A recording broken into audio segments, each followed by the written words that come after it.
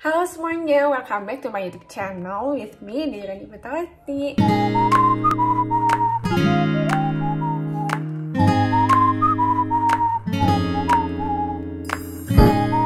Nah, today aku mau angkat topik, yaitu gimana sih cara belajar di koas gitu kan, atau cara belajar di fase klinik gitu. Koas itu kan co-assistance, atau sekarang lebih sering disebutin itu sebagai dokter muda.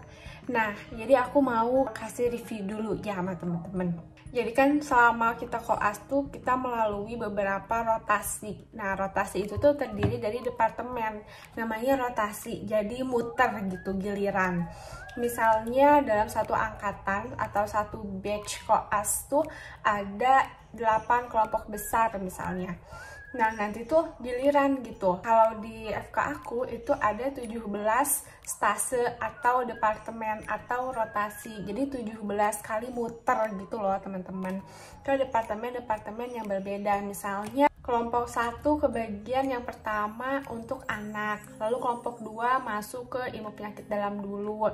Kelompok 3 masuknya ke bedah dulu. Atau kelompok 4 masuknya itu ke anestesi dulu, atau masuk kelompok 5 ke kulit dulu. Nah, kayak gitu. Jadi macem-macem bisa masuknya tuh apa aja duluan gitu teman-teman. Nanti akan rotasi muter, yang asalnya belum kulit nanti masuk ke kulit, yang asalnya belum anak nanti masuk ke anak, terus sampai 17 departemen itu tuh kelaluin semua. Nah, kalau di FK aku itu ada 17, jadi akan terjadi sebanyak 17 kali rotasi gitu, putaran teman-teman. Nah, tentunya untuk menyelesaikan 17 stase atau departemen ini kan bukan sesuatu yang mudah gitu ya. Itu perlu perjuangan banget gitu. Nah, apa sih perjuangan yang paling bisa gitu kita usahain? Ya berjuang dari dalam diri kita sendiri gitu. Usaha dari dalam diri kita sendiri. Salah satunya belajar teman-teman. Jadi kita harus tahu nih gimana cara belajar di koas. Kalau misalnya teman-teman punya cara belajar yang A, B, C, mangga silakan, karena tiap orang punya cara belajarnya masing-masing ya kan. Tapi di sini aku bakalan highlight secara garis besarnya. Kira-kira apa aja sih yang harus kita tahu gitu kalau misalnya kita tuh lagi koas. Nah, yang pertama teman-teman, kenali departemen yang akan kita masukin. Misalnya, aku mau masuk stase anak gitu. Nah, ilmu kesehatan anak tuh berapa minggu? Di aku dijalaninnya itu selama 10 minggu. Berarti kita harus tahu nih, tiap minggunya itu ngapain aja. Misalnya, minggu pertama itu RPS dulu, atau pengayaan, atau lecture dulu gitu. Dipenuhin sama MTX juga gitu, kayak meet the experts. Terus intinya tuh kayak pendahuluan, pengayaan, atau pembekalan materi dulu nih dari departemennya. Terus masuk ke minggu kedua biasanya itu preseptoran, ketemu, belajar, bimbingan sama dokternya atau dokter pembimbing masing-masing. Terus di minggu ketiga misalnya hands on, langsung ke pasien, ambil tindakan. Nah, terus di minggu keempatnya kita siap-siap untuk skills, atau sampai nanti minggu keempat masuk ke ruang bedah, atau kita juga bisa jaga poli. Terus juga kita belajar tentang penyakit-penyakit alergi, infeksi, kegawat daruratan anak. Terus kita belajar tentang gimana sih manajemen atau pendekatan kepada anak. Terus juga kegiatan sosialnya, pediatri sosial. Terus juga misalnya belajar tentang kanker pada anak. Terus nanti gimana sih di minggu terakhir kita laporan kasus, terus juga ujiannya. Nah, kita harus kenalin nih departemennya dari A sampai Z.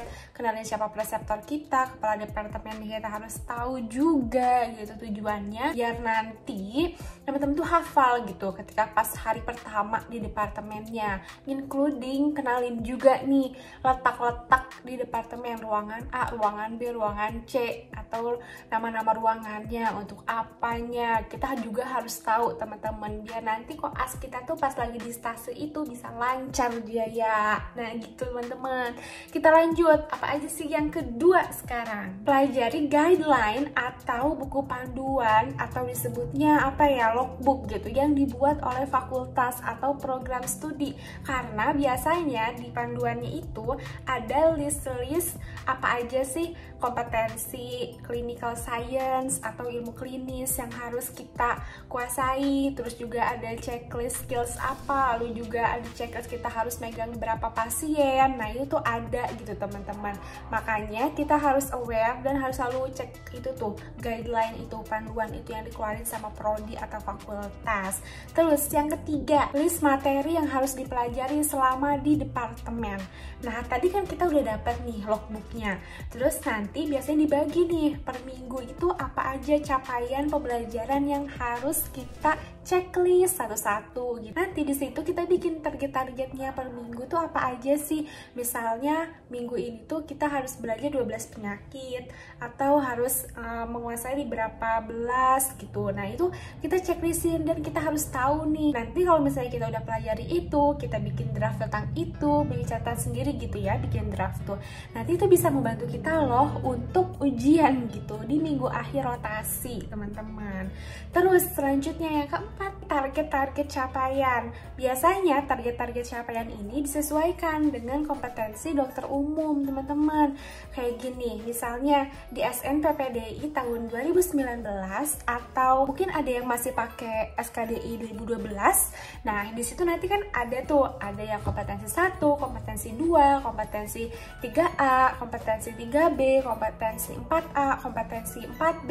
Nah nanti yang mana nih dari capaian-capaian itu yang target-targetnya udah terpenuhi? Biasanya sih kita dahulukan yang 4A dulu teman-teman. Jadi at least kita keluar atau kita lulus dari rotasi itu, yang 4A itu udah kita lakuin semuanya. Jadi target pencapaiannya tercapai. Nah selanjutnya yang kelima, kalau misalnya ada tugas, kerjakan saat ini juga. Jangan dinanti-nanti karena tugas koas tuh banyak. Jadi kalau kita nemu atau kita udah dibagi nih, udah dileder gitu ya tentang misalnya Dewi Rani kebagian tentang diare akut, nanti bahas ya clinical science tentang itu, langsung guys kerjain saat itu juga. Karena jangan nanti keburu ada banyak pasien, terus juga belum target capaian yang lain, apalagi kalau misalnya dikejar deadline untuk presentasi. Terus kalau misalnya ada sesi clinical science atau sesi laporan kasus, itu juga langsung cari dari sekarang juga, jangan nanti malah ketumpuk. Terus yang keenam, ambil peluang dan berbagi. Kenapa kayak gitu? Karena guys, di rumah sakit tuh banyak banget nih pasien. Kalau misalnya kita ambil peluang untuk mengobati pasien itu, juga memberikan pelayanan yang proper ke pasien kita. Dan kalau misalnya kita udah dapat kasus itu, teman kita ada yang belum dapat pasien itu, tapi mungkin kita udah dapet gitu. Nah kita boleh banget berbagi pasien gitu ke teman-teman dokter muda kita yang lain. Kalau misalnya kita belum dapat juga, nanti kan sama teman kita dikasih pasien juga. Jadi ambil kesempatan dan jangan lupa berbagi sama teman-teman kalau misalnya kita udah dapat kasus yang itu. Lalu selanjutnya yang ketujuh, sinergi dalam tim. Kita tuh nggak bisa loh teman-teman kerja sendirian, karena usually ilmu kedokteran itu kan luas banget gitu ya. Kita nggak bisa nih cuman diatasin sendirian. Kita perlu banget yang namanya teamwork. Nanti kan ada kocil atau kelompok kecil, biasanya isinya tuh 10 orang koas atau dokter muda, yang itu bakal ada jadwal-jadwalnya. Ada kebagian jadwal jaga poli, ada yang jadwalnya masuk ruang operasi, ada yang jadwal, ada yang jadwalnya sosialisasi, ada yang jadwalnya imunisasi, mau macam-macam, ada yang jadwalnya visite, ini kan macam-macam teman-teman. Jadi kita harus sinergi dalam tim, tahu juga teman kita tuh lagi ada di bagian apa. Jadi kalau misalnya kita butuh apa-apa kan tinggal kontak gitu. Jadi tetap sinergi dalam tim, saling bekerja sama. Selanjutnya, ini hal yang penting yang menentukan teman-teman lulus atau enggak, yaitu persiapan ujian. Kenapa sih penting banget persiapan ujian? Ya iya, kita harus tahu banget strateginya teman-teman. Karena beda metode ujian, beda banget strategi belajarnya. Kayak misalnya nih, Minesi X. Nah, berarti kan kita harus belajar anamnesis, pemeriksaan fisik, lalu juga pemeriksaan laboratorium, lalu pemeriksaan penunjangnya apa aja yang mendukung, terus ke siapa kita merujuk nantinya kalau misalnya udah di layanan pertama itu kita gitu ya, memberikan tata laksana. Terus juga kita kenalin siapa pengujinya, beliau itu tipe dokter yang bagaimana, terus idealis atau enggak. Kalau misalnya idealis, nanti kita berarti harus benar-benar sistematis, to the point enggak nih. Terus juga jangan banyak bertele-tele. Jadinya kita bisa terlihat sebagai dokter muda yang profesional gitu teman-teman. Dan jangan lupa untuk review materi juga ya, karena siapa tahu takut-takut aduh ngeblank gitu.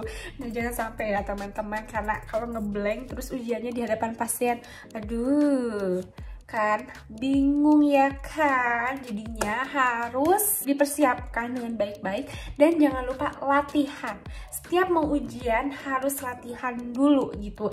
Kita membayangkan ada pasien di hadapan kita, terus pasien itu adalah pasien yang harus kita taklukkan saat kita ujian gitu teman-teman. Kalau misalnya ada pasien kejang-kejang, itu kan keadaan yang gawat darurat ya kan.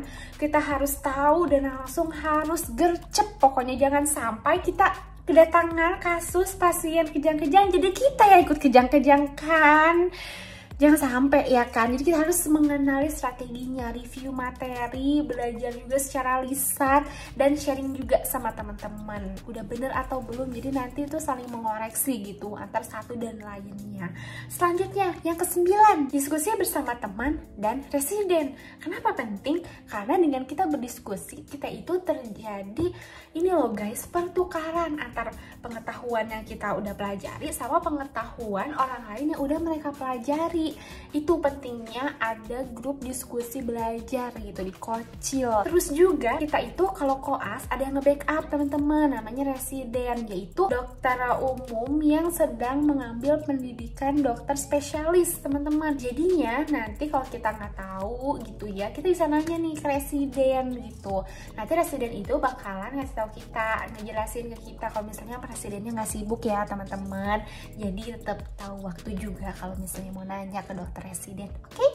Nah selanjutnya yang terakhir nih, yang ke-10 tips dari aku, berdoa. Karena dengan kita berdoa, siapa tahu nih nanti tiba-tiba hati konsulennya atau hati pengujinya tuh jadi lebih lembut gitu ya. Terus kita dapat kasus ternyata yang udah kita pelajarin, terus ternyata itu kasus yang paling banyak aku temuin di poli. Jadi udah kebiasa gitu ya kalau nemuin pasien-pasien kayak gini. Kan itu bener-bener bisa banget terjadi. Jadi jangan lupa untuk berdoa.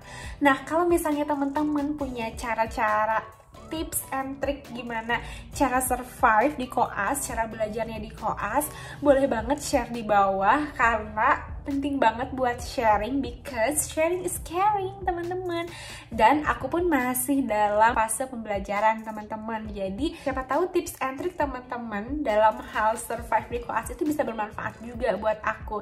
So kita sharing aja di bawah, tulis komen di bawah karena aku pasti bakalan baca. Kalau misalnya teman-teman ada pertanyaan tentang kesehatan fisik, kesehatan kulit, tentang beauty, tentang kesehatan mental, atau tentang gimana sih kehidupan koas, atau cara belajar di FK, atau yang lain-lainnya, atau yang chill-chill, bisa request juga, boleh banget tinggal DM aja ke Instagram aku. Atau teman-teman punya something yang lebih butuh untuk diceritakan, boleh banget send ke email aku yang ada di description box, karena aku bener-bener excited banget kalau misalnya ada tanggapan, respons dari teman-teman yang masuk ke DM tuh bikin aku kayak ternyata kalian tuh nonton gitu dan jadi supporting system aku, dan aku jadi seneng banget. That's all teman-teman for today. Maaf banget kalau misalnya aku agak agak lesu gitu atau ngomongnya agak gagu karena aku lagi sariawan guys, tapi jangan hujat aku karena sariawan itu cuman luka di mukosa yang setitik, karena aku tuh kalau misalnya lagi sariawan bisa sampai susah banget buat makan karena sakit banget, makanya selalu dipaksain makan tuh masuk sedikit-sedikit meskipun lama banget gitu. So that's all for today, see you in my next vlog guys, bye.